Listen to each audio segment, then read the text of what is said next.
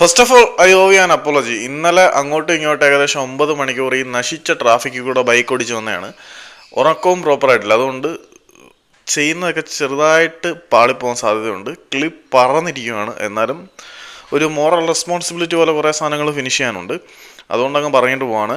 കേരള ബ്ലാസ്റ്റേഴ്സിന്റെ പരിശീലകനായിട്ടുള്ള മിഖായൽ സ്റ്റെഹ്റ ഇന്നലെ പ്രസ് കോൺഫറൻസിനകത്ത് കുറേ അധികം കാര്യങ്ങൾ പറഞ്ഞിട്ടുണ്ട്. എന്തൊക്കെയാണ് നമ്മൾ വീഡിയോ ചെയ്തിട്ടുണ്ട്. പിന്നെ ഉള്ളിൽ പറഞ്ഞ പ്രധാനപ്പെട്ട കാര്യം, ഫസ്റ്റ് ഓഫ് ഓൾ ഒന്നാമതായിട്ട് ഈ ഒരു ക്ലബ്ബിൽ ജോയിൻ ചെയ്തതിനകത്ത് ഒരു പ്രിവിലേജ് ഉണ്ടെന്നാണ് പുള്ളി പറയുന്നത്. കാരണം കേരള ബ്ലാസ്റ്റേഴ്സ് ഏഷ്യയിൽ തന്നെ ഏറ്റവും കൂടുതൽ ആരാധകരുള്ള വളരെ വലിയൊരു ക്ലബ്ബാണ്. ഇത്രയും ആരാധകരുള്ള ഒരു ക്ലബിന്റെ ഭാഗമാവുക എന്ന് പറഞ്ഞാൽ അതൊരു പ്രിവിലേജ് തന്നെയാണ്.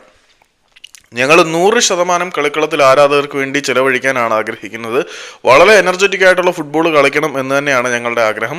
അതിനോടൊപ്പം കാണികൾക്ക് ആഘോഷിക്കാൻ വേണ്ടി കൂടുതൽ ഗോളുകൾ സ്കോർ ചെയ്യുകയും വേണം എന്ന് സ്റ്റെഹ്റ പറയുന്നു. പക്ഷേ കാര്യങ്ങളൊന്നും എളുപ്പമല്ല എന്ന് ഞങ്ങൾക്കറിയാം. പഞ്ചാബ് എഫ് സി കരുത്തരായിട്ടുള്ള ടീമാണ്. അവർക്ക് വളരെ മികച്ച ഒരു പരിശീലകനുണ്ട്, മികച്ച താരങ്ങളുണ്ട്. ആ പരിശീലകൻ വളരെ മികച്ച ആളാണെന്നും സ്റ്റെഹ്റ പറയുന്നുണ്ട്. പിന്നെ കേരള ബ്ലാസ്റ്റേഴ്സിന്റെ ആരാധകർ പൊതുവെ ഒരു ക്രിട്ടിക്കൽ വ്യൂ പോയിന്റിലൂടെയാണ് കളിയെ കാണുന്നത്. വിമർശനാത്മകമായിട്ടാണ് കളിയെ കാണുന്നത്. ഇപ്പം നമ്മൾ ചിന്തിക്കാൻ തുടങ്ങിയതാണ് ആശാനെ.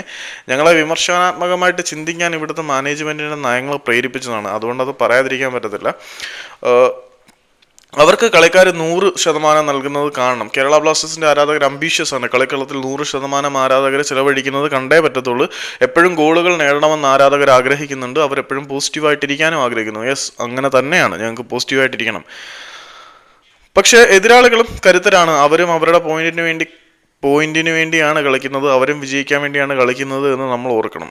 വാട്ടെവർ, ആരും പരാജയപ്പെടാനും സമനിലയ്ക്കാൻ വേണ്ടി കളിക്കില്ല. അവരും ജയിക്കാൻ വേണ്ടി കളിക്കുന്നു, നമ്മളും ജയിക്കാൻ വേണ്ടി കളിക്കുന്നു. പക്ഷേ നമ്മൾ ജയിക്കാൻ വേണ്ടി കളിക്കുന്നതിൻ്റെ ആ തൃഷ്ണ നമ്മുടെ പ്രകടനത്തിൽ നിന്നും ആരാധകർക്ക് മനസ്സിലാവണം എന്ന് മാത്രമേ ഞങ്ങൾക്ക് പറയാനുള്ളൂ.